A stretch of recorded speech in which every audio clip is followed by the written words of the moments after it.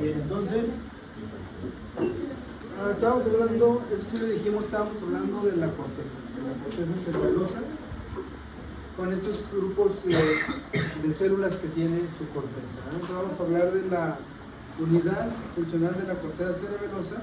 Mándale. Sí. ¿El aire acondicionado? Entonces la corteza cerebelosa, y vamos a ver cómo funciona la unidad funcional.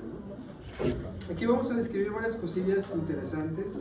Por ejemplo, esto es parte de la corteza cerebelosa y entonces vamos a ver las tres capas. Aquí aparece la capa de células granulosa, aquí la capa de células de Purkinje y aquí la capa molecular, como lo pueden ver acá. Y vamos a ver este núcleo, esta célula nuclear profunda, que son de las células que veíamos que se encontraban en la sustancia blanca del cerebelo. Y esta célula nuclear profunda va a recibir dos, digamos, tipos de estímulos, como aparece aquí, un estímulo excitador y un estímulo inhibidor. Y acá lo podemos ver también. Célula nuclear profunda con un estímulo excitador y con un estímulo inhibidor. Entonces, y acá están las células de Purkinje. Vamos a poner la atención a esta célula. Esta célula viene de la oliva inferior del bulbo y esta célula se llama fibra trepadora. Y vamos a poner atención a esta fibra que viene de, bueno, ahorita hablamos de otras partes del cerebro y se llama fibra musgosa y viene por aquí. Y vean cómo continúa hacia la corteza. Pero aquí vienen señales de un lado y señales del otro lado a la fibra nuclear profunda. Bueno, entonces dice, la célula nuclear profunda tiene una influencia excitadora y son fibras aferentes que llegan desde el encéfalo a la periferia a través de fibras trepadoras o musgosas. Aquí hay una trepadora y aquí hay una musgosa. Entonces por eso dicen que vienen desde la periferia o del encéfalo ese estímulo. Y la influencia inhibidora, como lo podemos ver aquí, proviene de las células de Purkinje. Las células de Purkinje pues tienen su capa, es la capa del medio de las tres capas del cerebro. Y luego que sigue, dice aquí, vamos a volver a poner eso. La fibra trepadora nace en la oliva inferior del bulbo raquídeo, como lo dije de este lado. Y esa fibra se dirige hacia la corteza donde realiza unas 300 sinapsis con cada célula de Purkinje. Entonces, como dijimos hace rato, estas fibras le van a dar influencias excitadoras e inhibidoras, como dice aquí. La fibra musgosa le da excitación a la célula nuclear profunda y la célula trepadora también le da excitación a la célula nuclear profunda, mientras que la inhibición es generada por la célula de Purkinje, como lo vemos acá. Bueno, entonces estamos hablando de la fibra trepadora. Y luego, saludos. La fibra musgosa entra al cerebelo desde múltiples fuentes, como la zona superior del encéfalo, el tronco y la médula espinal. Esta de allá viene, esta fibra. Excitan por colaterales a las células nucleares profundas y siguen hacia la capa granulosa donde hacen sinapsis y de ahí a la capa molecular de la corteza. Entonces, al ir ascendiendo, al ir entrando, aquí manda una excitación a esta célula y luego continúa hacia la capa granulosa y finalmente va a ir a la capa molecular. Entonces así es como funciona esta unidad funcional. Y luego, el equilibrio entre la excitación y la inhibición es más a favor de la excitación, quiere decir que predomina, por lo que la célula nuclear profunda permanece a un nivel moderado de estimulación continua. Entonces, entre la inhibición de la Purkinje y la excitación de la musgosa y la trepadora, predomina un poquito más la excitación. Entonces está funcionando en todo momento, digamos, el cerebro. Es decir, cuando el sistema motor está excitado, se produce una señal de retroalimentación negativa para detener el movimiento muscular y que no rebase su objetivo de oscilación. Y las células en cesta y estrelladas son inhibidoras y se encuentran en la capa molecular, ocasionando una inhibición lateral de las células de Purkinje.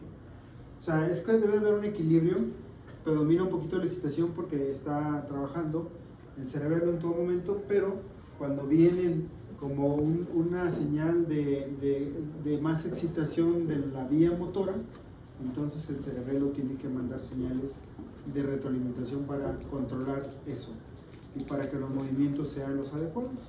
Entonces, siempre va a estar funcionando un poquito más la excitación, pero cuando es necesario inhibir, entonces va a bloquear todo lo que, las señales motoras que entran y que tienen que controlarse, como dice acá. Lo que les he mencionado es que todos los movimientos de nuestro cuerpo pueden ser pendulantes, porque si bajamos la mano, pues si la mano quedaría así, pues estaría pendulando. Si yo hago así el cuerpo para acá, pues a lo mejor me estaría moviendo de esta manera. Entonces, para detener los movimientos esos, se tiene que mandar algunas fibras, algunas señales inhibidoras del cerebro. Y luego dice acá, ¿cómo se corrigen los errores motores por las células de Purkinje? Dice, al realizar un movimiento nuevo, el refuerzo motor del cerebelo y la coordinación de la contracción e inhibición serán incorrectas para la ejecución exacta de este movimiento. O sea, piensen ustedes cuando hicieron algo por primera vez, alguna actividad motora, que se les venga a su cabeza, y por ser la primera vez, pues no salió como querían, ¿no? A ver, ¿qué me pueden decir? ¿Cómo hacer qué? ¿Cómo andar en bici? ¿No? Generalmente vamos a tardar un ratito en empezar a controlar, entonces quiere decir que tenemos que ir corrigiendo errores. Por eso dice acá, después de que se ha repetido varias veces se va volviendo más preciso. Las fibras trepadoras envían señales de error a las fibras de Purkinje para que los niveles de sensibilidad se adapten progresivamente. Estas son las fibras trepadoras. Le envían señales de error a las de Purkinje, las señales que detectó de que el movimiento no era el adecuado. Y entonces las fibras de Purkinje empiezan a inhibir los movimientos que no son adecuados. Y cada vez, por eso se dice que es probable que también el cerebro vaya generando algo de memoria para la actividad motora. Por ahí dicen algunos libros. Porque cada vez que lo repitan y lo repitan y lo repitan, se va quedando pues con que ya ese movimiento ya se había hecho anteriormente, ¿verdad?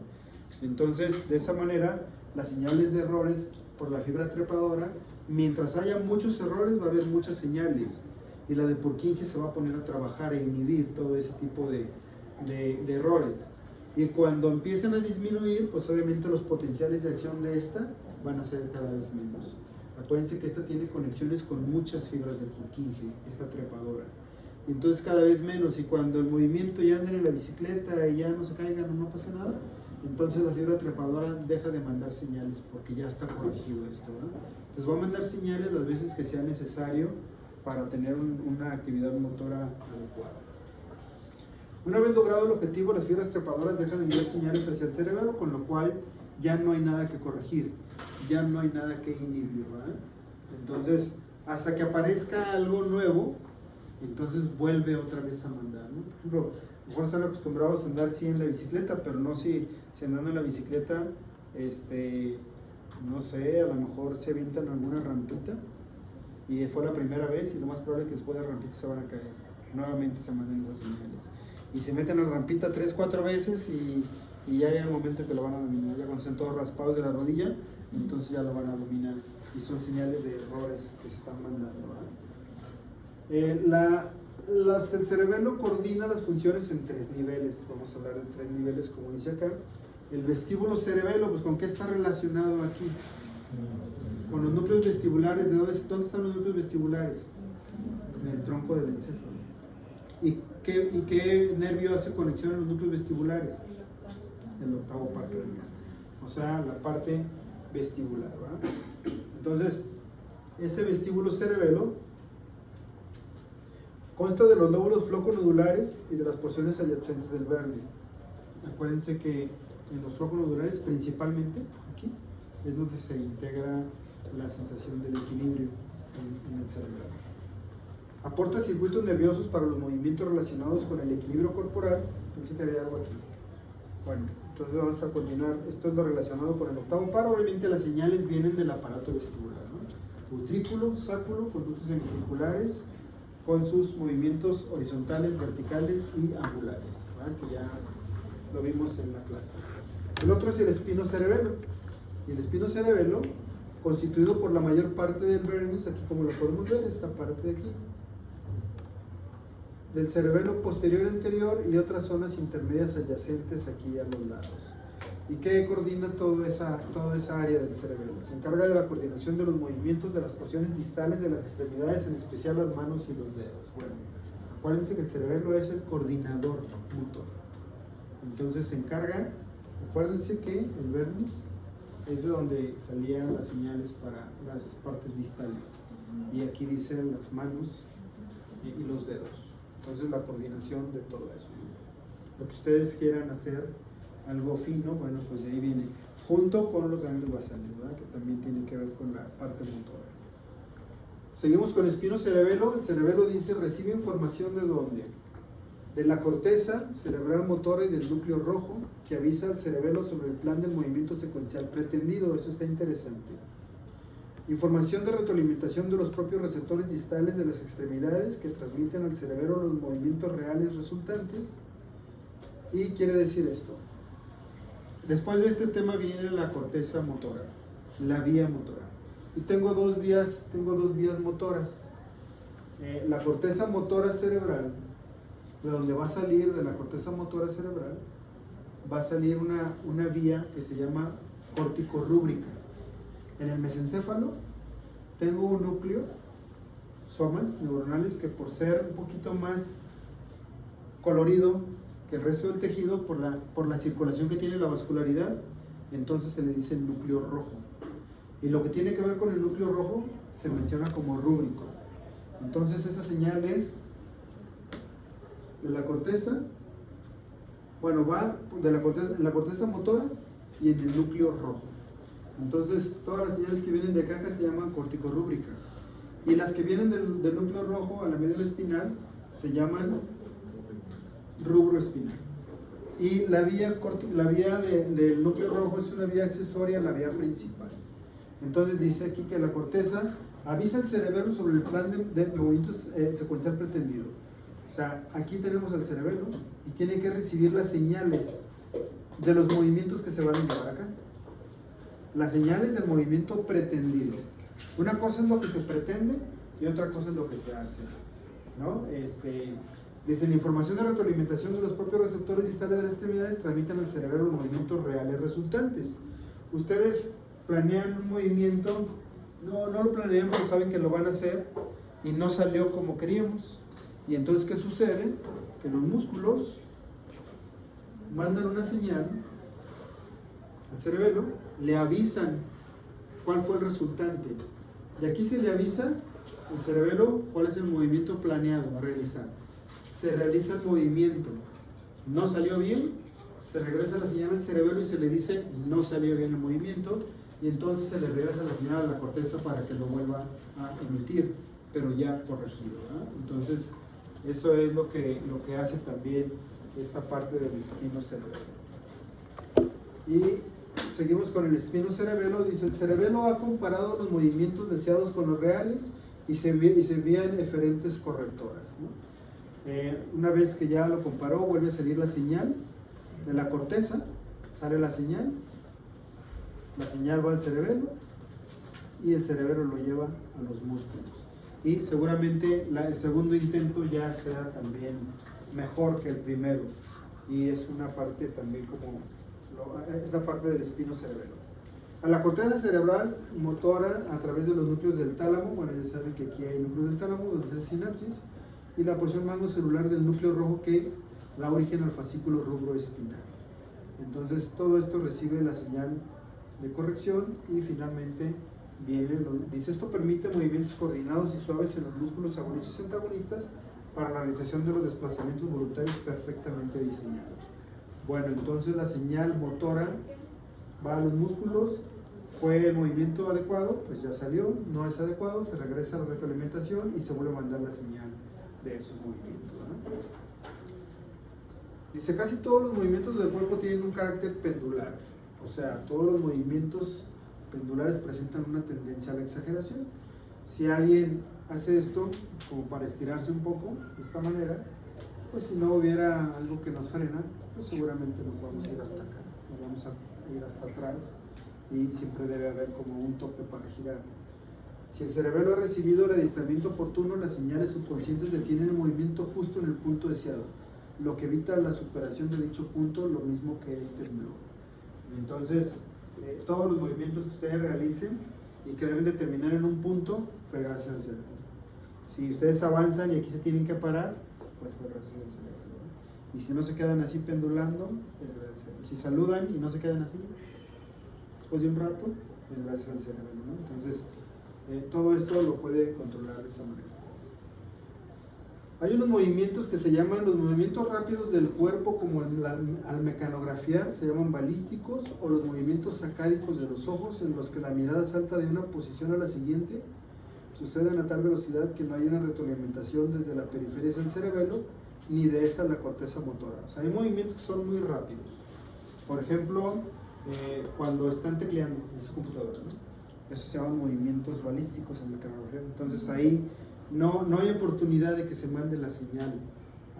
Claro que va a haber, claro que al principio cuando empezaron a lo mejor eran de dedito,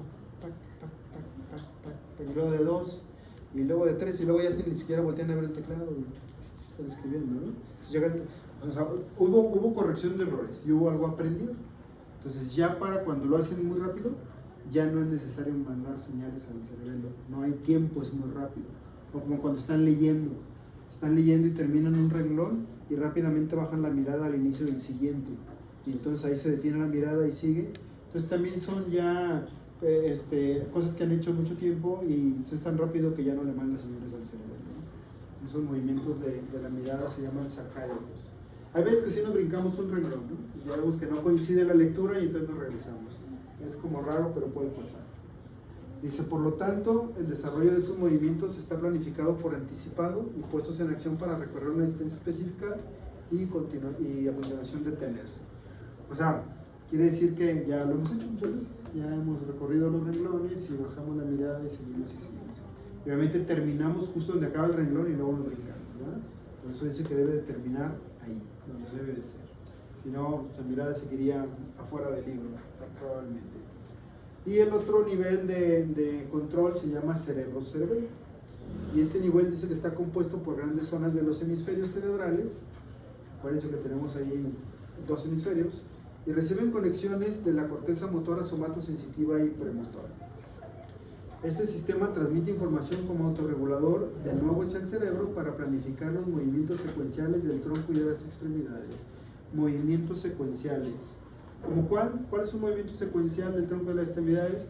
Pues el estar caminando, ¿verdad? Es un movimiento constante, secuencial, y entonces se controla pues desde la corteza motora, premotora y somatosensitiva. Se anticipa unas décimas de segundo con respecto al movimiento verdadero. Bueno, eso es la parte cerebro-cerebelo. Se acabó cerebelo. Se acabó cerebelo y vamos a continuar con corteza motora.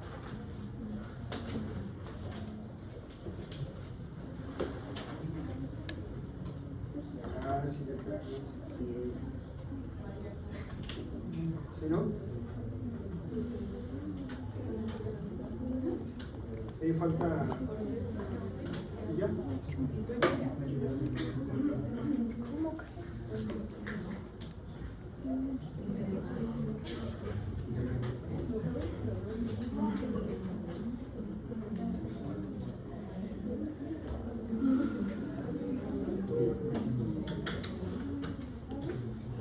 ¿Qué dijimos?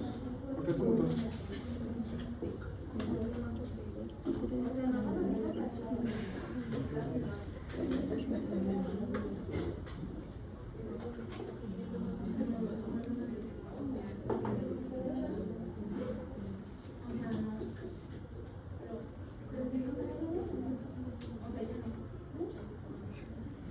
Fíjense que aquí al hablar de sistemas motores vamos a hablar de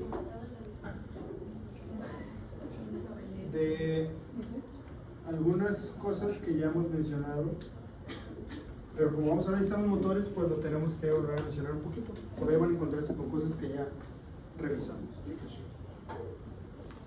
Sistemas eferentes somáticos generales se llaman. Sistemas eferentes somáticos generales y la función de la corteza motora de la corteza cerebral. Bueno, aquí tengo un cerebro y ya habíamos dicho que este surco es el de Rolando y este es el de Silvio. Y ya habíamos dicho que este es el lóbulo frontal. Entonces, en el último tercio, este es el primer tercio, este es el segundo tercio y este es el tercer tercio. Entonces, en el tercio más distal del lóbulo frontal se encuentra la actividad motora, de ahí van a salir todas las señales motoras. Y tengo tres zonas. Tengo la primaria, tengo la premotora y tengo la suplementaria. Obviamente en los dos hemisferios. Se encuentra anterior al surco central en el tercio posterior del lóbulo frontal y se divide en tres áreas: motora primaria, premotora y suplementaria. Entonces vamos a ver cuál es como la función de cada una de ellas. Se localiza en la primera circunvolución de los frontales. Todas estas líneas forman circunvoluciones. Esta es una circunvolución, esta es otra. Pues todo lo que le da la forma al cerebro así como arrugadito, ¿verdad? Y esta es la primera circunvolución del lóbulo frontal, esta de aquí. Esta es la segunda. Y así sucesivamente, estamos llenos de circunvoluciones. Y entonces, delante del surco central, como lo dijimos, el surco de Rolando, y lateralmente comienza en la cisura de Silvio, o sea, de aquí para acá. Arriba hasta la parte más superior del cerebro, de aquí hasta arriba hasta acá, y le corresponde al área 4 de Rothman, la corteza motora primaria.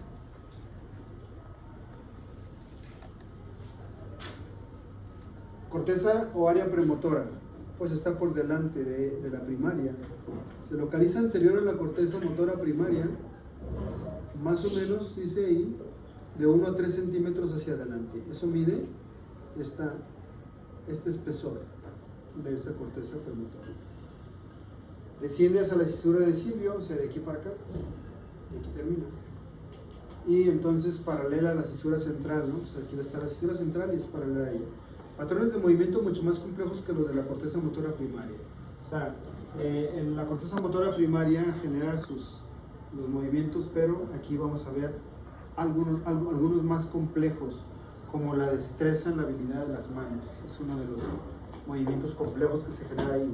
Como el área de Broca al hablar, eso también genera cuestiones complejas. Bueno, ¿qué hay ahí? Dice, ejemplo, como colocar los hombros y los brazos de tal modo que las manos adopten la orientación adecuada cuando se quiere realizar una tarea específica. O sea, los hombros y las manos colocadas para hacer lo que ustedes quieran es parte de esa función de la premotora. La corteza premotora crea una imagen motora de movimiento muscular que va a efectuarse y se envían impulsos a la corteza motora primaria para activar los músculos específicos a través de los ganglios basales y del tálamo.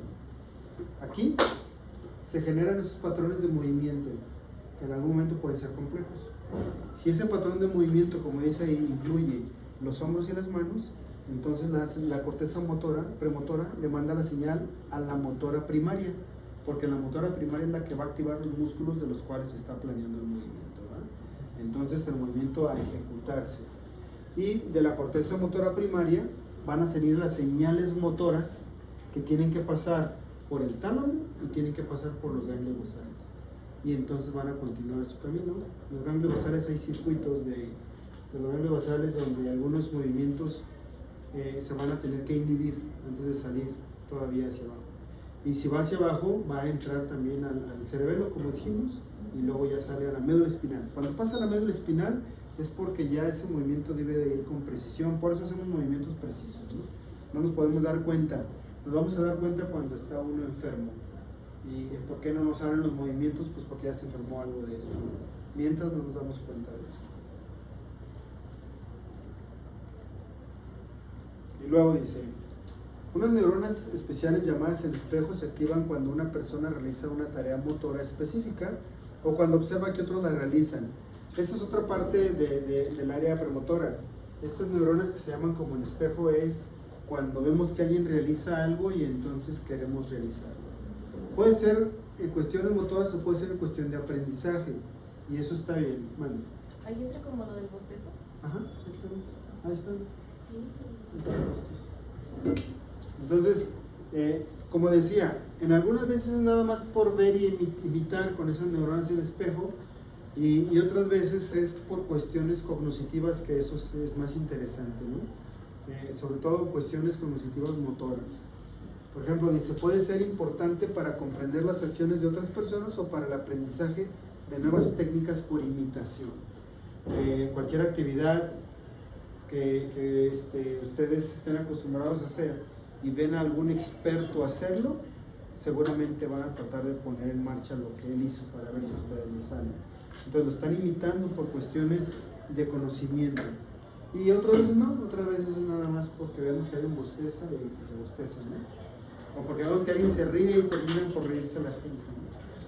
En una que me he fijado y seguramente les puede haber pasado es que están parados en un alto y está parado también el de al lado. Entonces no se ha puesto en verde. Pero si alguien le acelera poquito, el del otro lado también le acelera poquito. No se ha puesto en verde, ¿no? Y a lo mejor el de atrás también le acelera poquito. Entonces es la parte de este tipo de funciones que imitamos lo que alguien hace, pero como sin pensarlo, ¿no? Entonces son neuronas en espejo de esta área. Vamos a hablar del área motora suplementaria, que en este caso está aquí como en color verde. Es paralela a la cisura longitudinal y se extiende unos pocos centímetros por la corteza frontal superior y le corresponde el área 6 de Brodmann, como podemos ver aquí. Ahí se va a señalar y esta es la parte que le corresponde. Al estimular esta zona, las contracciones suelen ser bilaterales y no unilaterales, por ejemplo, los movimientos de presión en ambas manos como al trepar. Entonces, esa motora suplementaria hace sobre todo esto, ¿no? Como cuando estamos haciendo movimientos simétricos de las extremidades. Como dice, por ejemplo, cuando vamos subiendo una escalera, hay escaleras que están pegadas así como a la pared, entonces tenemos que agarrar con las dos manos y luego seguimos y luego seguimos y luego seguimos y luego seguimos, ¿verdad? Entonces parte del área suplementaria de ese tipo de movimientos. Funciona en conjunto con el área premotora y aporta los movimientos posturales del cuerpo, movimientos de fijación de los diferentes segmentos corporales y movimientos posicionales de la cabeza y los ojos. O sea, aquí vamos a ver cómo la corteza premotora tiene que ver con ese tipo de movimientos que acabamos de mencionar, de la cabeza, del cuello, de los ojos, y entonces la corteza de asociación ayuda a esos movimientos, ¿no? A realizarlos. Otra área importante de la corteza premotora es el área de Broca. Está aquí en esta parte. ¿Ya habíamos hablado del área de Broca? ¿Un poquito? Creo. Se localiza en el área premotora encima de la cisura de Silvio. La cisura de Silvio y aquí está el área de Broca. ¿Cuál es la función? Formación de la palabra. Su lesión no impide que se vocalice, pero sí pronunciar palabras completas o palabras cortas. O sea que cuando se lastima el área de Broca, no quiere decir que la persona ya no pueda hablar. El área de Broca, de ahí salen las señales de movimiento para que nosotros podamos articular palabra. Quiere decir entonces que tiene que ver con los movimientos de la boca, los músculos que participan en mover la boca, los músculos que participan en mover la lengua, los músculos laringios, los músculos faringios y hasta los músculos respiratorios, porque tiene que cortar la respiración cuando vamos a hablar. Entonces todo esto se encarga esta parte de aquí. Y como dice, cuando se lesiona, pues sí se sabe lo que se quiere decir, porque no está lesionada el área de Wernicke, eso está respetado, pero no se emite la frase como dice aquí.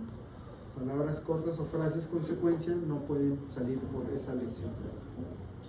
Seguramente han de haber visto alguna persona, no sé si hablamos la vez pasada de lo que era una embolia, ¿sí? Lo platicamos aquí, ¿no?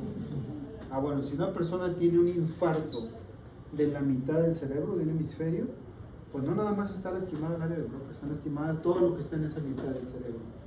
Y entonces lastiman el área de Broca y por eso tienen una dificultad para articular las palabras y decirlas como debe ser. Ya hablan un poquito más lento, ¿no? También aquí estaba el área de Broca y ahora vamos un poquito más arriba, nos vamos a ir para acá y para acá. Entonces vamos con el movimiento ocular voluntario, que dijimos que también el área de asociación ayudaba a esta actividad. Está encima del área de Broca y controla los movimientos oculares voluntarios, los movimientos palpebrales, así como cuando vamos a parpadear. La lesión impide que una persona mueva voluntariamente los ojos hacia objetivos diferentes. Entonces, se lastima esta parte y no podemos seguir un objeto.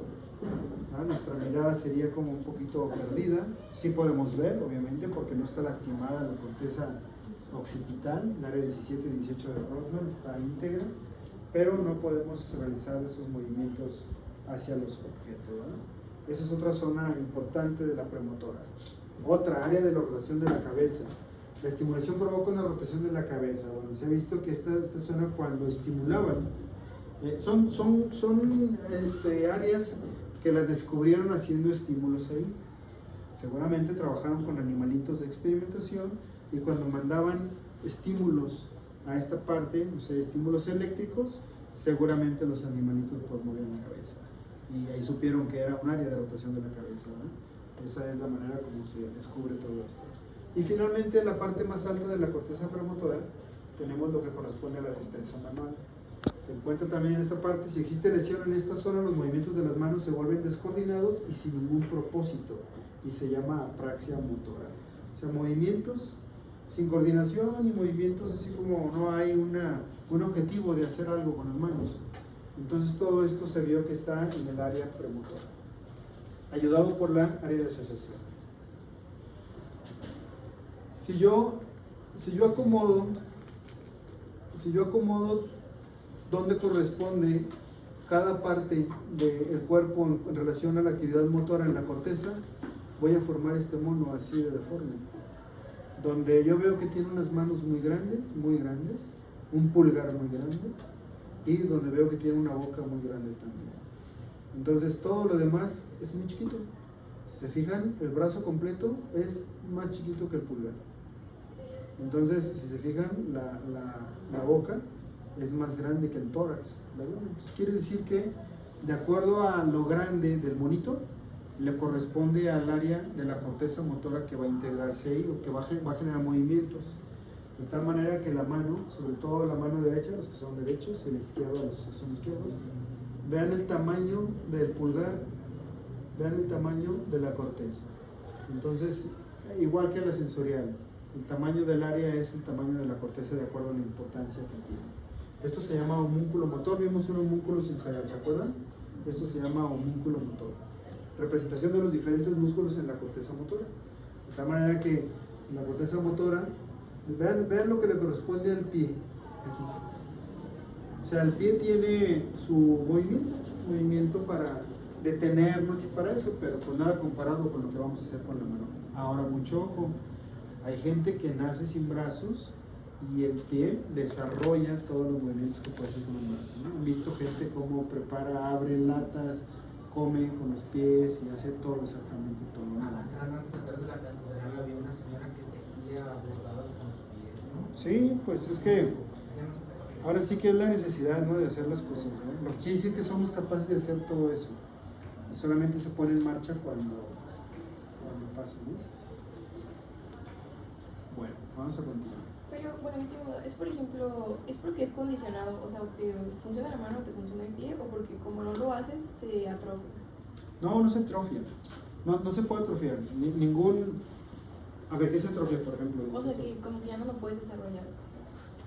No, sí, en cualquier momento lo vas a poder desarrollar si es que tienes la necesidad de hacerlo. Pero no es como que se atrofia. Atrofia es cuando no usas, por ejemplo, los pies los usas para lo que es. ¿No? Para caminar, para flexionar, para brincar. Entonces son músculos activos para lo que fueron diseñados. La atrofia es como la disminución celular en los tejidos cuando no se usan. Cuando no se usan absolutamente nada. Un ejemplo bien claro. No sé si alguna vez se fracturaron alguna parte del cuerpo. Y si se fracturaron, les pusieron una férula. Actualmente las férulas son muy modernas, ¿no? Anteriormente eran de puro yeso, todavía se usan las de yeso. Entonces a una persona le ponen su férula de yeso en el brazo, por ejemplo, y la va a traer ahí 6 semanas. Pasan las 6 semanas, le quitan el yeso y el brazo está más flaquito que el otro. ¿Ah? Entonces, ¿qué pasó aquí? Hubo una atrofia de los tejidos, porque no se usó durante 6 semanas. Pero cuando empieza a tener actividad, vuelve otra vez a crecer sus células y estar normal, ¿no? Entonces, más que la atrofia es que no lo estás usando porque para eso no fue diseñado. O sea, se tiene que agarrar una habilidad, digamos, sobrenatural, porque lo tienes que hacer, si no, no comes, ¿no? Si no, no te bañas, si no, no. Entonces, tiene que hacerlo forzosamente, ¿no? Entonces, se desarrollan otras capacidades, ¿verdad?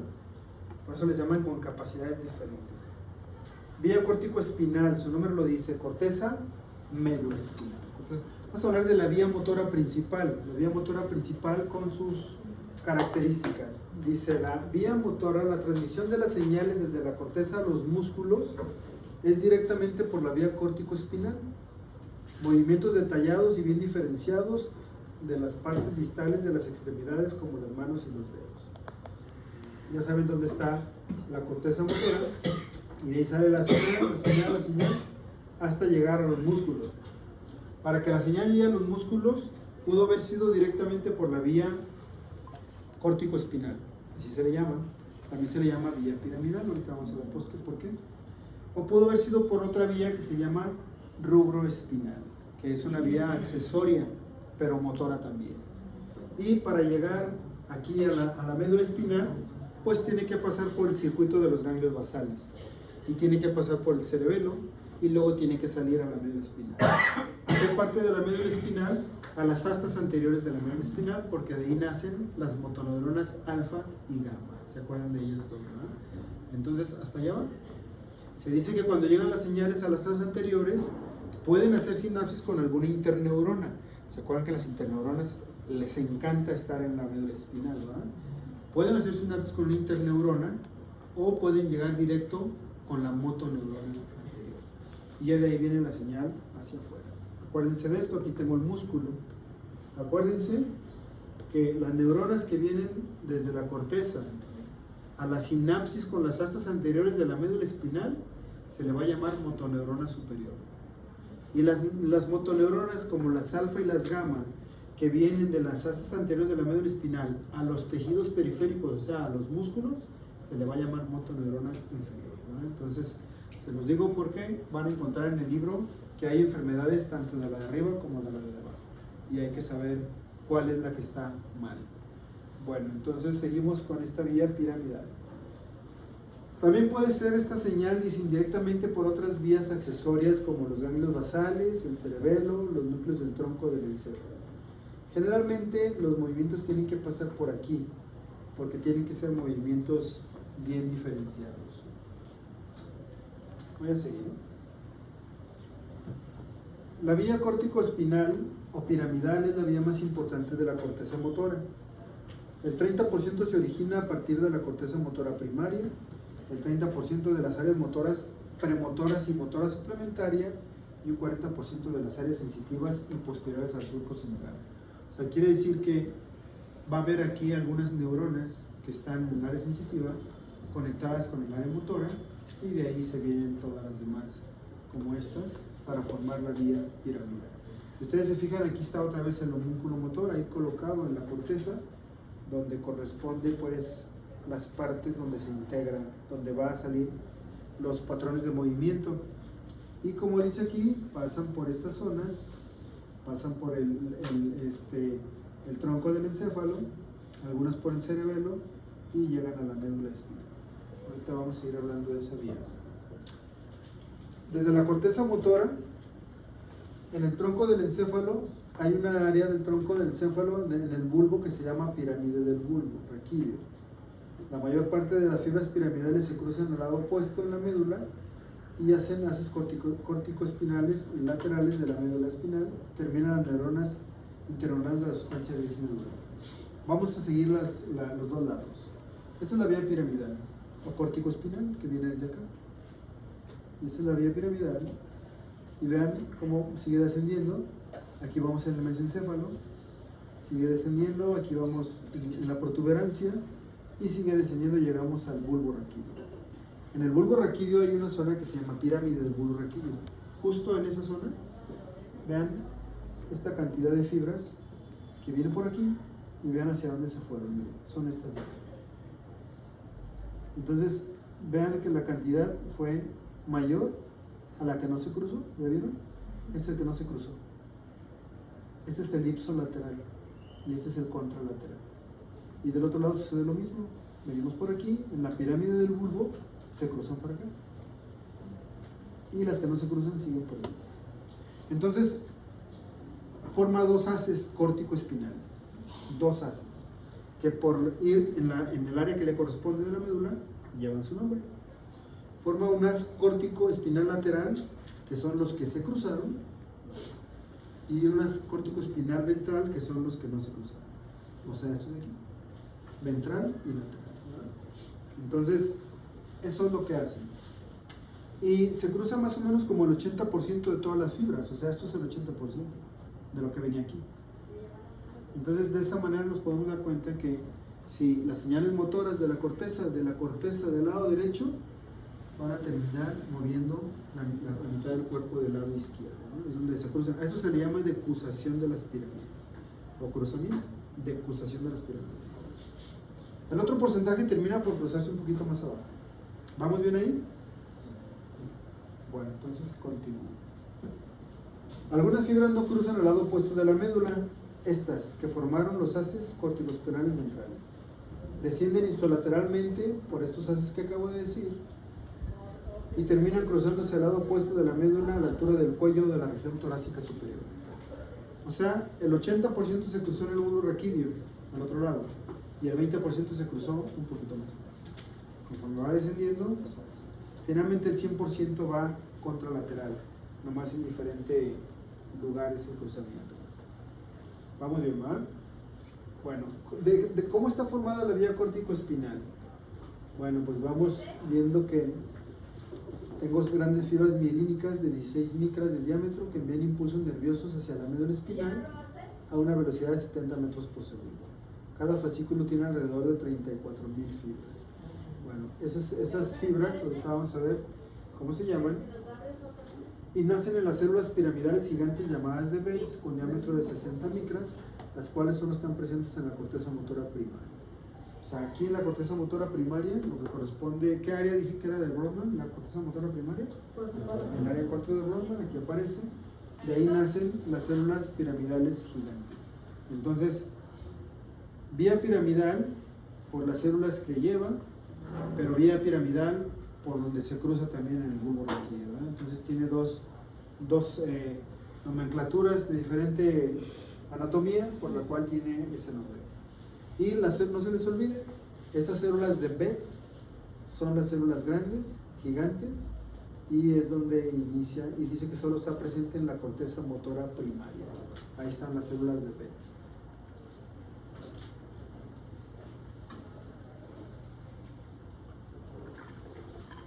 Representan solo el 3% de las fibras del fascículo y el 97% restantes son fibras más pequeñas con diámetro de menos de 5 micras. O sea, son pocas fibras, son muy grandes, pero tienen una actividad importante, ¿no? De ahí nace la vía piramidal y ahorita vamos a ver qué otro tipo de actividades tiene la misma corteza, porque como su nombre lo dice, bueno, como lo dijimos anteriormente, solo se encuentran en la corteza motora primaria. Y entonces, vamos a ver otras vías nerviosas desde la corteza. Aquí no tengo imágenes, pero vamos a ir hablando de cosas que ya hemos dicho y lo vamos a ir explicando. Por ejemplo, los axones de las células de Betz devuelven colaterales hacia la corteza y se cree que tienen un patrón inhibidor recortando los límites de la señal excitadora. Ahí nacen las células de Betz, son piramidales, son grandes, son pocas y mandan las señales motoras hacia abajo. Pero se dice que ellas mismas pueden regresar la señal a la corteza si es que la corteza tiene un patrón excitador exagerado. O sea, dentro de las funciones inhibidoras motoras que tenemos que hacer en un movimiento, también participan las células de Betz. Le regresa la señal a la corteza como para decir, calma, estaba muy excitado aquí la actividad motora, entonces hay que calmar un poquito. Y entonces la corteza ya manda señales diferentes, ¿no? Ya no con tanta excitabilidad. Eso es como cuando puede haber movimientos exagerados. Otras fibras que van hacia el núcleo caudado y el putamen, y de ahí al tronco del encéfalo, médula espinal, para controlar las contracciones de la musculatura postural del organismo. Bueno, el putamen y el caudado son dos de los 5 núcleos basales más importantes y más grandes que hay, y entonces hay fibras motoras que viajan por aquí para mandar señales coordinadas también en los movimientos. Otras fibras que llegan al núcleo rojo, entonces si vienen de la corteza al núcleo rojo, se llama la vía córtico-rúbrica. El núcleo rojo del mesencéfalo, y desde aquí las señales de las fibras descienden por la médula a través del fascículo rubro espinal. Entonces vean por dónde van todas las fibras motoras que van a llegar a los músculos finalmente, ¿verdad? Aquí tengo tres direcciones, luego vienen otras 3. Unas fibras que van a la formación reticular y los núcleos vestibulares del tronco del encéfalo, de ahí a la médula espinal por los fascículos retículo espinal y vestíbulo espinal, y al cerebro por los fascículos retículo cerebroso y vestíbulo cerebroso. O sea, otras fibras motoras que van a formar estos fascículos, como que van del vestíbulo a la médula espinal o que van del vestíbulo al cerebro, y entonces son fascículos que van a entrar o que van a ir hacia abajo. Muchas fibras hacen sinapsis en la protuberancia donde surgen las fibras pontocerebelosas que conducen señales al cerebro. Fíjense, aquí lo que dice es que hay fibras que van a la formación reticular y a los núcleos vestibulares. Y de ahí van a entrar por los fascículos retículo espinal, vestíbulo espinal y al cerebelo por los retículos cerebelosos y vestíbulos cerebelosos. Vías motoras que van a estos fascículos, ya sea a la médula espinal o al cerebelo. Y acá dice que llegan a la protuberancia y de la protuberancia al cerebro. Entonces, dependiendo las señales motoras que vayan saliendo de la corteza, es por donde deben de pasar para poder generar patrones de movimiento adecuados. Hay fibras que van a los núcleos olivares inferiores y de ahí a las fibras olivocerebelosas que transmiten señales al cerebro. Los núcleos olivares están en el bulbo raquídeo. Entonces, fibras motoras van a llegar a los olivares y de ahí al cerebelo. Por eso se llama olivocerebeloso. Y entonces de ahí también va a haber una coordinación motora que luego la va a mandar a la médula espinal. Entonces son como pues algunas fibras motoras que tienen diferentes vías, diferentes direcciones. Por lo tanto, los ganglios basales, el tronco del encéfalo, como lo vimos, y el cerebelo reciben potentes señales motoras desde la corteza cada vez que se envía un impulso descendente hacia la médula para provocar una actividad motora. O sea, lo que habíamos dicho desde el principio. Si va a haber señales motoras de la corteza hacia los músculos, hacia la médula espinal y los músculos, pues tiene que pasar por aquí. Tiene que pasar por estas áreas para que el músculo sea, el movimiento sea el que se planea. Y si no es el movimiento como el que se quería, se regresan señales para volver a mandar movimiento. Si no es la contracción muscular la que se necesitaba, se regresan señales para volver a hacer un movimiento adecuado, ¿vale? Entonces tenemos esa vía de retroalimentación. El núcleo rojo está situado en el mesencéfalo. Aquí aparece en esta zona del mesencéfalo. Funciona en asociación con la vía córtico-espinal, también es una vía motora. Recibe fibras directas de la corteza motora primaria a través del fascículo córtico-rúbrico. Entonces lo que viene de la corteza motora de aquí a aquí se llama córtico rúbrico, esa vía. Y luego, sus fibras hacen sinapsis en la porción magnocelular del núcleo rojo, quiere decir que ahí tenemos células más grandes, y finalmente dan origen a los fascículos rubroespinal. Como lo podemos ver acá, este fascículo de aquí para acá ya va hacia la médula. Del núcleo rojo a la médula se llama rubroespinal. Sigue un trayecto hacia las columnas laterales de la médula espinal. Entonces, aquí representamos fascículo córtico rúbrico y rubroespinal. Las fibras rubroespinales, aquí está el núcleo rojo, y tenemos que llegar a la médula espinal. Vean cómo van las astas anteriores. Acaban en las interneuronas de la médula, pero algunas terminan directamente en las motoneuronas anteriores. Como lo dije al principio, algunas van a hacer sinapsis con interneuronas. Así está conectado este sistema. Y algunas no. Algunas van directamente hacia las astas anteriores para continuar la señal del movimiento. El núcleo rojo también posee conexiones íntimas con el cerebro. Ya hemos dicho que son fibras motoras que vienen desde la corteza y que van a pasar por el cerebro. Es que ahí en el tronco del encéfalo hay muchas señales. Hay señales vestibulares, hay señales de los músculos antagonistas, hay señales para corrección de errores. Entonces hay muchas conexiones de la vía motora hacia el cerebro. Actúa como un camino accesorio para la transmisión de las señales desde la corteza hasta la médula espinal.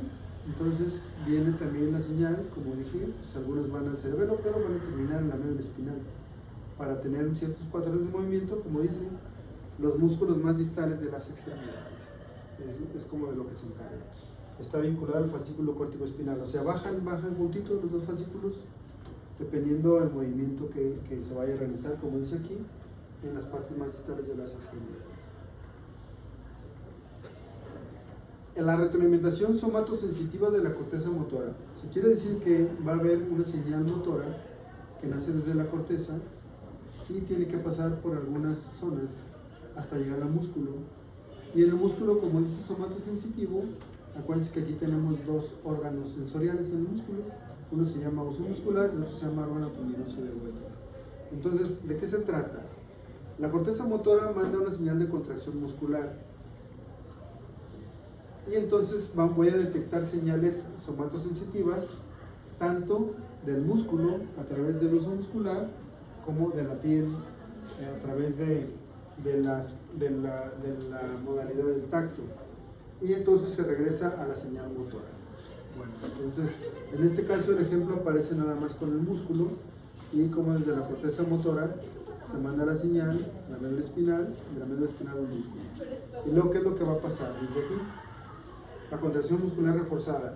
Por ejemplo, si no sé, a lo mejor intentaron agarrar, sí, de manera rápida ven algún objeto y ustedes lo intentaron agarrar de esta manera y resulta que es más pesado de lo que esperaban. Entonces seguramente lo intentaron agarrar y no lo pudieron levantar por el peso. Entonces salió una señal inicial de contracción muscular. Si no lo pudieron levantar, entonces quiere decir que el uso muscular manda señales a la corteza motora y entonces la siguiente señal va a ser más potente.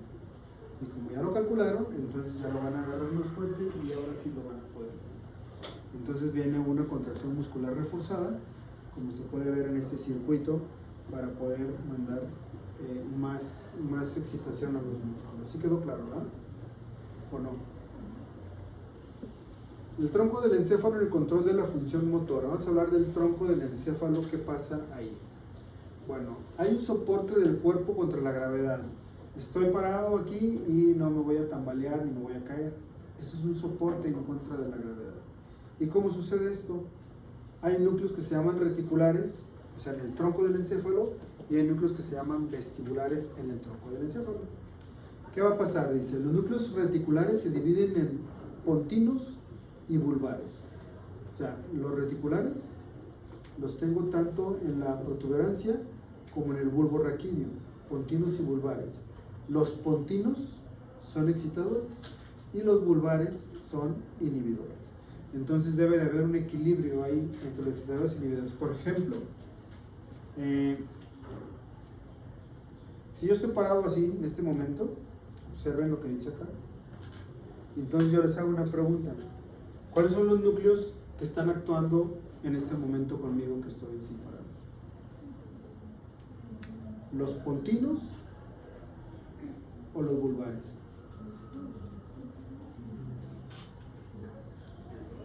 ¿Cuáles? ¿Cuáles? ¿Cuáles son los que están más excitados ahorita conmigo? Si los pontinos son excitadores, entonces deben ser. Ahora la pregunta va al revés. Ustedes están sentados y no están de pie y no están desafiando la gravedad. ¿Cuáles son los núcleos que están más activados en este momento con ustedes? Pues los bulbares, ¿verdad? Los bulbares tienen más actividad porque están inhibidos. Pero si yo les digo en este momento, todos levántense, entonces ¿qué va a pasar? Se van a activar los pontinos, ¿verdad? Porque son los que nos van a controlar cuando estemos de pie. Dice, hay una función antagonista entre sí, de tal manera que los pontinos excitan los músculos antigravitatorios. Si yo estoy de pie, tengo músculos antigravitatorios para no caer, porque estoy desafiando la gravedad, ¿verdad? Y los bulbares los relajan. Entonces, para que vean ahorita cómo estamos de pie y sentados con esos dos ejemplos. Dice, señales excitadoras que descienden hacia la médula espinal. Vamos a hablar de los reticulares pontinos. A través del fascículo retículo espinal pontino, es por aquí, retículo espinal pontino, estamos hablando de la formación reticular hacia la médula espinal, pero por estos núcleos pontinos, el puente. Las motoneuronas anteriores que activan los músculos axiales del cuerpo son las que van a hacer que los músculos de la columna y extensores de las extremidades, o sea, que estén los extensores de las extremidades y los de la columna con cierta contracción para que yo no me vaya a mover.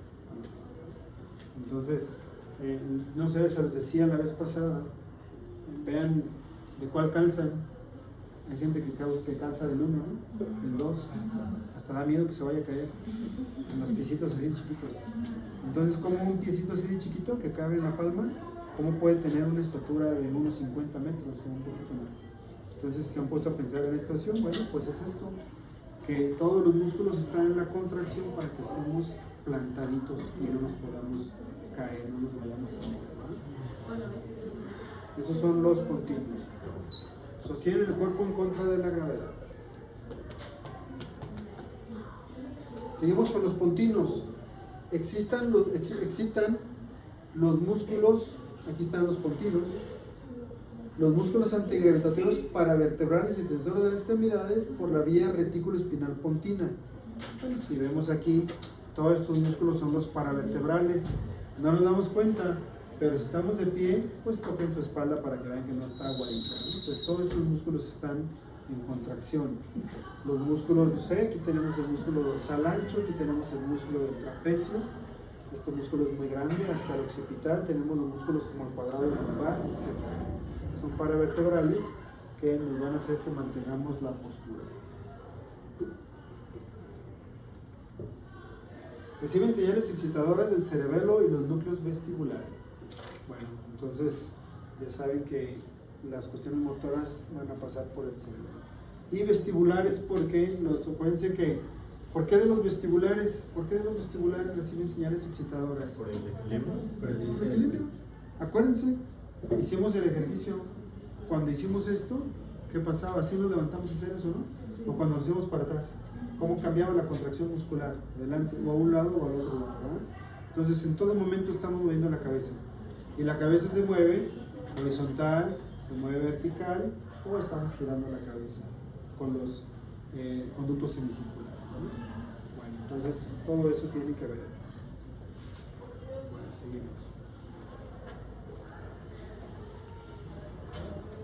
Dice, los núcleos reticulares vulvares transmiten señales inhibidoras a través del fascículo retículo espinal vulvar hacia las motoneuronas anteriores y los músculos antigravitatorios. O sea, estos son los otros. Acabamos de hablar de los pontinos, ¿no? Ahora vamos a hablar de los vulvares. ¿Y qué hacen los vulvares?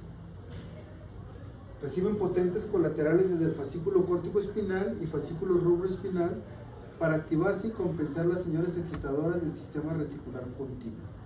Entonces, quiere decir que los vulvares, en el caso de ustedes que están sentados, pues son los que están con más actividad. En el caso que yo estoy parado, tienen más actividad los pontinos. Pero como dice acá, también se trata de, si yo estoy parado totalmente en mis dos pies, quiere decir que estoy dividiendo la señal de la contracción por igual. Entonces predominan los pontinos. Pero si yo hago esto, quiere decir que ya me cargué de un lado y este pie hasta lo puedo levantar. Lo que quiere decir que este no está activado y solamente me está deteniendo este. Entonces aquí actuaron el equilibrio entre los pontinos y los vulvares que tengo acá. Y si me cambio, pues sucede lo contrario de los otros músculos y esta pierna no está teniendo ninguna función, ¿verdad?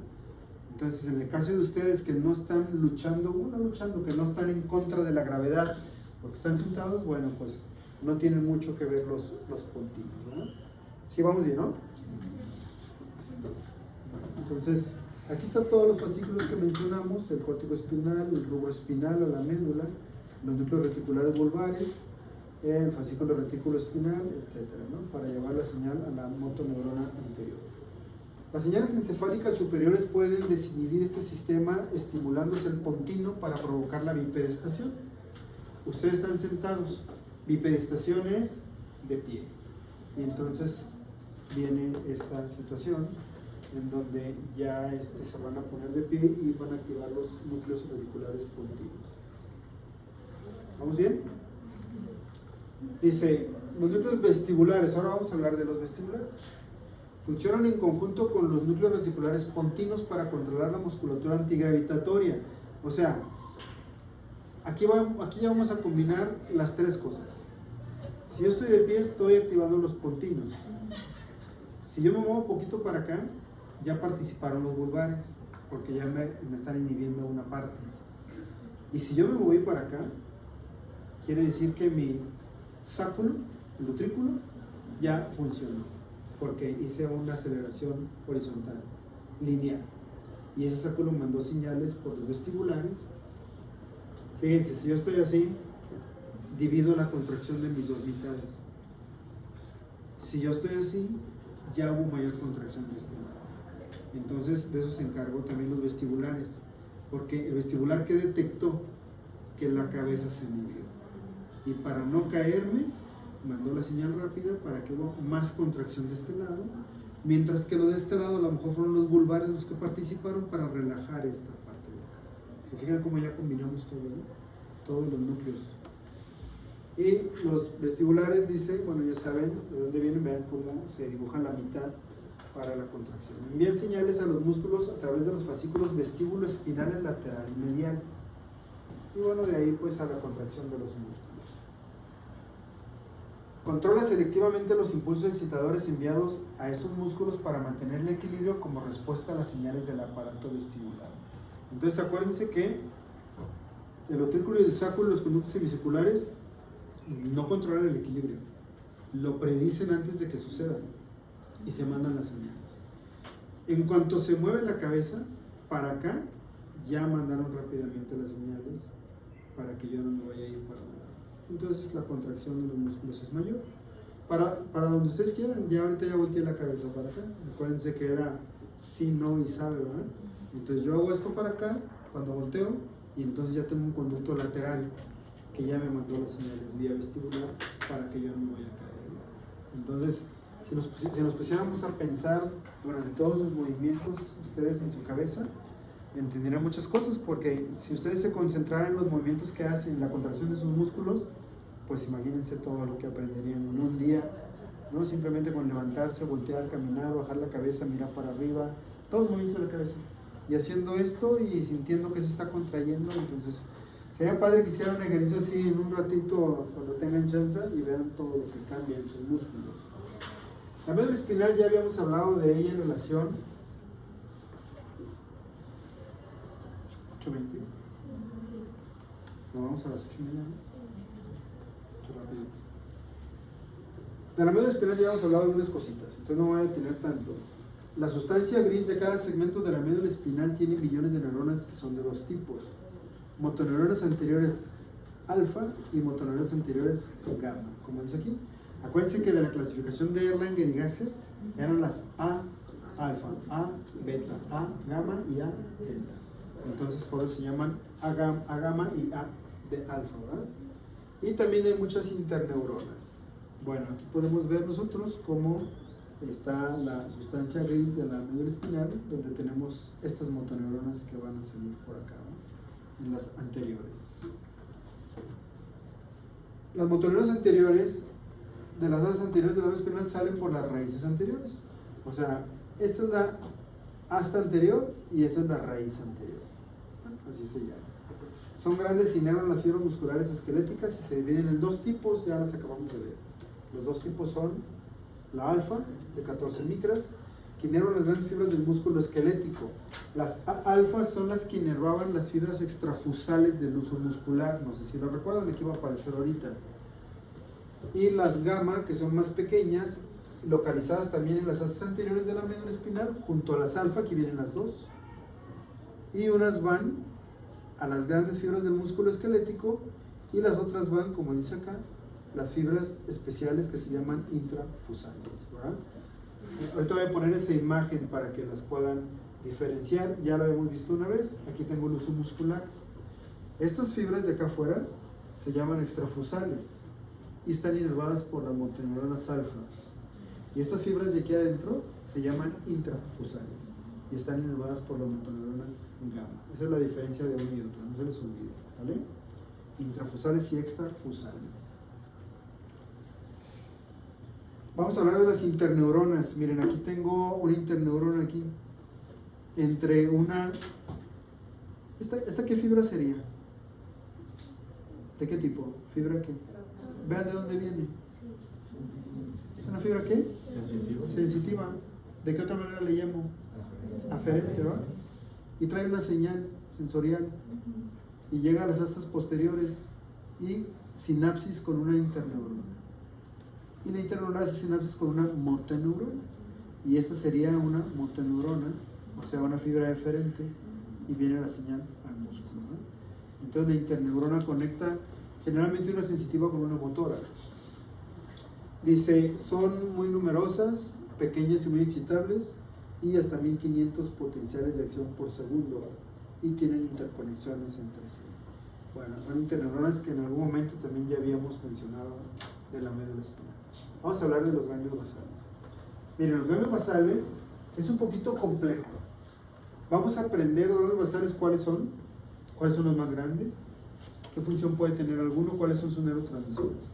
Pero ya cuando vean el circuito de los ganglios basales, se van a dar cuenta que es un rollo todas las flechas que van cruzando. Lo que quiere decir que las señales van a venir de la corteza motora y van a entrar al circuito de los ganglios basales y van a empezar a activar ciertas partes. Hay ganglios basales que tienen dos partes entre ellas, y habrá unos que son activadores y otros inhibidores, y entonces ese circuito va a terminar saliendo la señal ya que va hacia la médula espinal o al cerebelo con un patrón de movimiento ya bien diferenciado, fino, pulido, pero vamos a tratar de aprender. No tenemos que aprendernos todo el circuito, ahorita vamos a ver. Son masas de sustancia gris compuestas de cuerpos de neuronas ubicados en planos profundos de la sustancia blanca del cerebro. ¿Ustedes se acuerdan? La sustancia gris en la corteza cerebral y la blanca son diferentes en la médula espinal, están como invertidas, ¿no? La médula espinal, la parte más externa es sustancia que blanca, la parte más central es gris, y aquí estamos al revés, ¿verdad? La parte más externa, por eso dice que en la sustancia más blanca, en la parte de los planos profundos. Acuérdense que los ganglios basales son subcorticales, ¿verdad? No están en la corteza, están en el centro del encéfalo, o sea, en la sustancia blanca. Los núcleos o ganglios basales se llaman así por ubicarse en la base del cerebro, lo que corresponde en el diencéfalo y el mesencéfalo. Entonces estamos hablando de niveles subcorticales que van a ser activados por señales de la corteza, señales corticales. Aquí los estamos viendo ellos, aquí los tenemos, como les dije hace rato, el caudado es este, junto con el putamen, y es este, y vean que es el más grande, y están en comunicación, funcionan de manera conjunta, y entonces a este se le dio el nombre de uno solo, y se le llama ¿cómo? ¿Núcleo qué? ¿Cómo? ¿No escucho? A ver, ahorita me dicen. Acá tengo otro núcleo basal que se llama sustancia negra, acá tengo otro que se llama subtalámico, y acá tengo otro que se llama globo pálido. Entonces son los 5 ganglios basales, obviamente a ambos lados del cerebro, en la base del encéfalo, y que en conjunto les dan nombres, como dice acá. El más prominente es el cuerpo estriado, y se le llama cuerpo estriado al caudado y al putamen juntos, así se le llama. Y consta de estos dos núcleos. Y a la unión del putamen con el globo pálido se le llama núcleos lenticulares, ¿no? A los dos. Son los que se combinaron para tener esta nomenclatura. ¿Vamos bien? ¿Me regreso o vamos bien? Ahora, este es un corte, ¿qué? ¿Cuál era el globo pálido? El más pálido. Aquí. Fíjense que, o sea, realmente reciben los nombres de repente por algunas semejanzas, ¿eh? Por ejemplo, la sustancia negra es porque esa parte es un poquito más oscurita que las demás, por eso se llama así. Y el pálido porque sí es un poquito más pálido que los demás. Y luego, este es un corte del cerebro donde nos permite ver en un plano frontal, como lo estamos observando aquí. En este plano frontal, vean, eso corresponde al lóbulo temporal, esta parte de aquí. Aquí está la cisura de Silvio, y esto corresponde a la parte del parietal. Entonces, al hacer el corte a mitad del cerebro, podemos ver dónde están los ganglios basales en relación a la mitad de los hemisferios. Aquí está el cuerpo calloso. Entonces, muy cerca de la línea media, aquí los tenemos. Se llama subtalámico porque está abajo del tálamo. Aquí tengo el globo pálido, aquí tengo el putamen, aquí tengo el núcleo caudado, y por acá tengo la sustancia negra, ¿no? Bueno, entonces vean pues cómo están ahí distribuidos, obviamente a ambos lados de ambos hemisferios. Mande. Si yo corto un cerebro así literal, ¿los puedo ver? ¿O es de que solo veo materia blanca? Es probable que veas como ciertas manchitas de diferente color y corresponden porque por eso se le da el nombre así, ¿verdad? Seguramente no vas a ver así como la bolita ni nada de eso, así como se vio ahí, pero a lo mejor con diferentes manchitas, por ejemplo, lo que le llaman cuerpo estriado, es porque a lo mejor en su textura se ve diferente también, como con estrías, como con rayitas, esa zona precisamente. El lobo pálido se puede ver todavía un poquito más pálido la sustancia blanca, la sustancia negra una manchita más oscura, ¿verdad? Porque sí tienen cambios así en el color. Gracias. Pues nada, y luego vemos aquí, dice, constituye un sistema motor auxiliar que no funciona por su cuenta, sino íntimamente vinculado con la corteza y la vía corticoespinal. O sea, no es como que aquí tenga función por sí solos. Aquí tengo la corteza cerebral, la corteza motora, y siempre va a haber una retroalimentación de ambos lados para que aquí entre en el circuito y suceda lo que vamos a ver enseguida, ¿no? Vamos a hablar un poquito de algunos neurotransmisores que dice acá. El globo pálido se divide en segmento externo e interno, y las dos regiones contienen neuronas GABAérgicas inhibidoras. Esos que están ahí anotados son los que se ha visto que funcionan con esos neurotransmisores. Como se pueden ver, el globo pálido tiene dos partes y los dos son inhibidores. Entonces el globo pálido es prácticamente inhibidor. Las señales que van a entrar ahí es para bloquear señales de movimiento que no deben llegar a las extremidades o a los músculos. Y luego tengo la sustancia negra que se divide en una porción compacta y que utiliza dopamina y una porción reticulada que utiliza ácido gamma-aminobutírico. Lo que quiere decir que la sustancia negra también tiene un patrón inhibidor netamente. Y luego tengo el cuerpo estriado, donde está el núcleo del putamen y el núcleo del caudado, donde el 95% de sus neuronas utilizan otro neurotransmisor inhibidor y un pequeño porcentaje utiliza acetilcolina y somatostatina. Aquí estoy encontrando un neurotransmisor excitador, lo que quiere decir que entre el circuito va a haber señales excitadoras leves, pero la mayoría de todas ellas van a ser inhibidoras, ¿verdad? También el subtalámico tiene algunos neurotransmisores como el GABA, que es inhibidor. Entonces, este circuito es meramente inhibidor para no dejar pasar movimientos. Miren, lo que yo les decía, ¿verdad? Entonces vamos a ver varias señales así.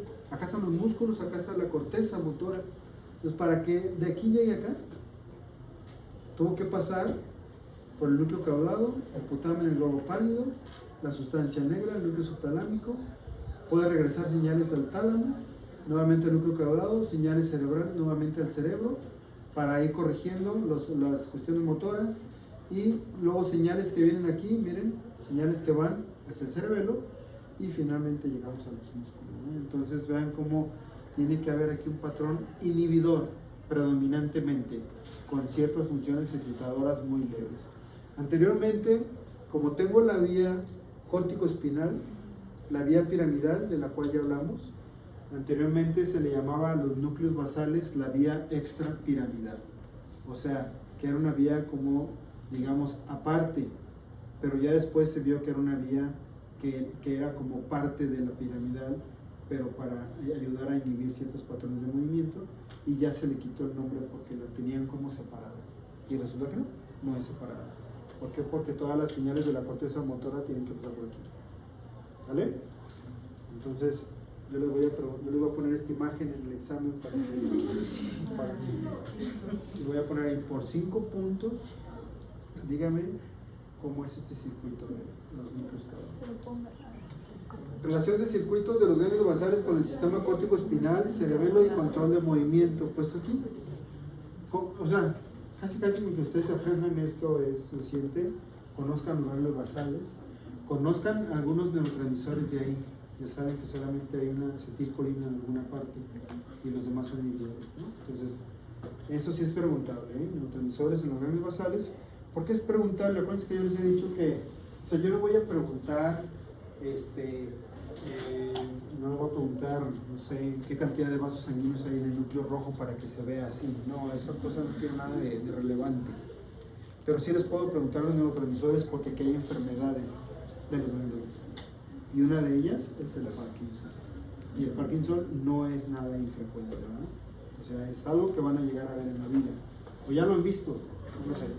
Cuando vean caminando alguien con movimientos así por la calle, es porque tienen enfermedades. Yo soy un señor que es de Bonais y pues el señor por lo que es por por algo parte está muy avanzado y aún sigue haciendo la lucha. Es que es una degeneración neuronal progresiva, y bueno, pues al inicio es como tranquilo. Cuando inician los movimientos, cuando ya se va dirigido hacia algo, se quita el temblor cuando inician. O sea, que están sin hacer nada y la mano está temblando al inicio, y cuando van a agarrar algo, deja de temblar. Pues qué chido, ¿no? Se controló eso porque pudo más la coordinación cerebelosa que los ganglios basales dañados. Pero conforme avanza, ya no se puede. Ya es torpe el movimiento y, como dice Paul, pues es progresión. Bueno, ahí le vamos a dejar entonces, ¿no? Aquí nos falta un poquito para terminar ganglios basales y ya nada más nos faltaría fisiología del sueño, que también es muy corto. Yo creo que ya terminamos. No, eso no la conocemos nosotros, no la practicamos nosotros. ¿Cuál? La fisiología del sueño. No la practicamos, no la hacemos teórica. El Pablo cada ratito lo escucho como que se quiere voltear, ¿no? Le hace. Está pendiente que te vayas a voltear, Pablo.